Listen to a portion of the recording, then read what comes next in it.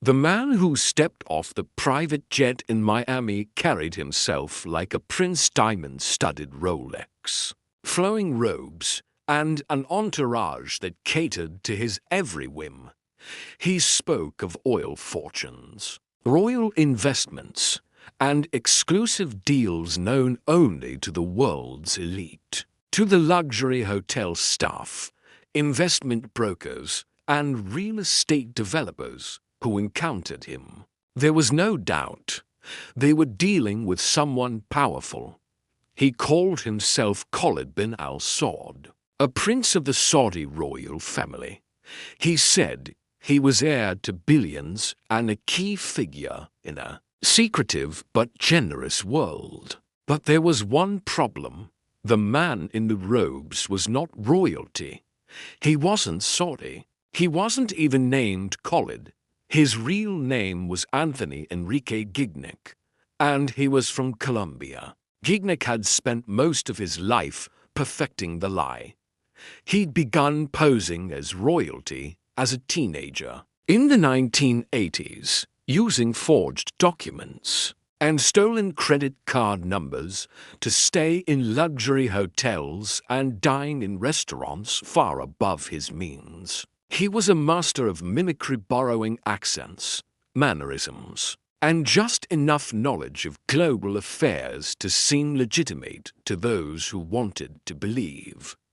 In 2015, after years of minor frauds and jail stints, Gignac arrived in Miami ready to orchestrate his most ambitious con. He rented a penthouse, drove a Ferrari with diplomatic license plates, and threw lavish parties for wealthy acquaintances. He created a fake investment firm and called it Marden Wilfred, claiming it was backed by Saudi royal money. He told everyone he was worth over $1 billion and was looking to invest hundreds of millions in U.S. businesses. His charm was calculated.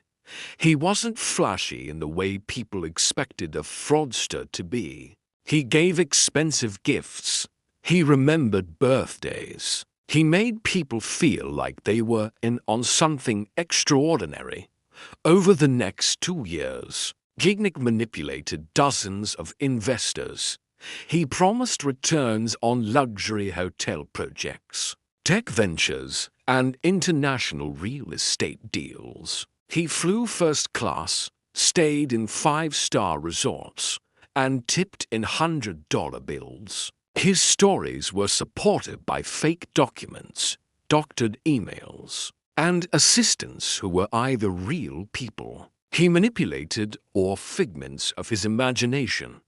Despite red flags, his imperfect Arabic, his love for pork dishes, his erratic behavior, few questioned him.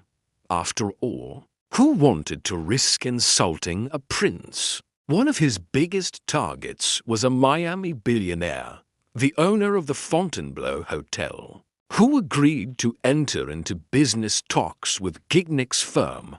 The con nearly succeeded, but in a critical meeting, Gignac made a mistake.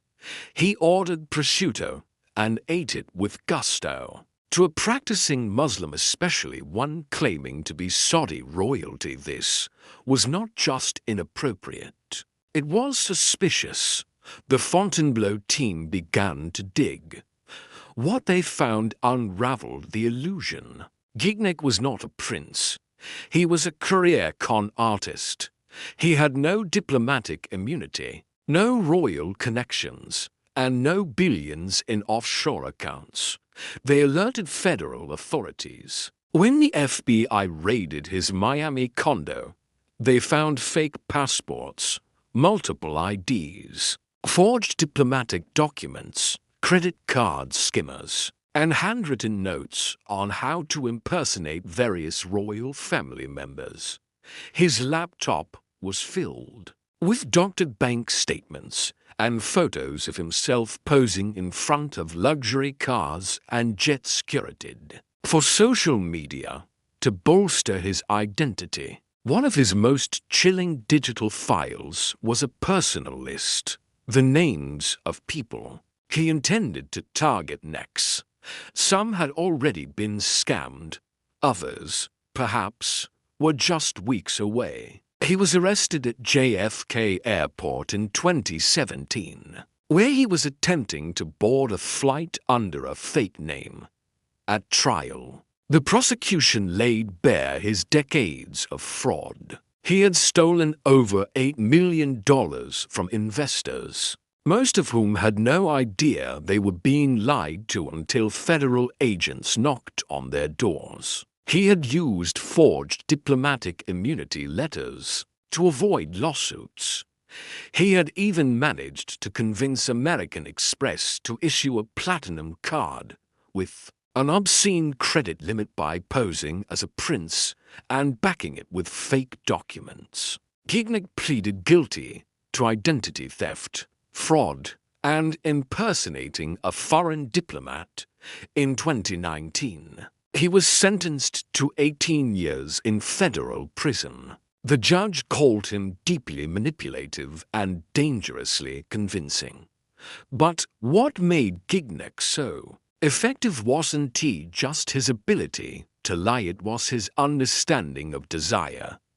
He knew what people wanted: money, proximity to power, the illusion of exclusivity. He offered it in exchange for trust, and time and again, people gave it to him. Even now, years later, some of his victims hesitate to talk about him, not just because of embarrassment, but because of the strange charisma he had. One real estate developer, who lost over $300,000, said, "It wasn't until months later that I realized I was never in control." He was always steering. Gignac's story is a cautionary tale, but not just about crime.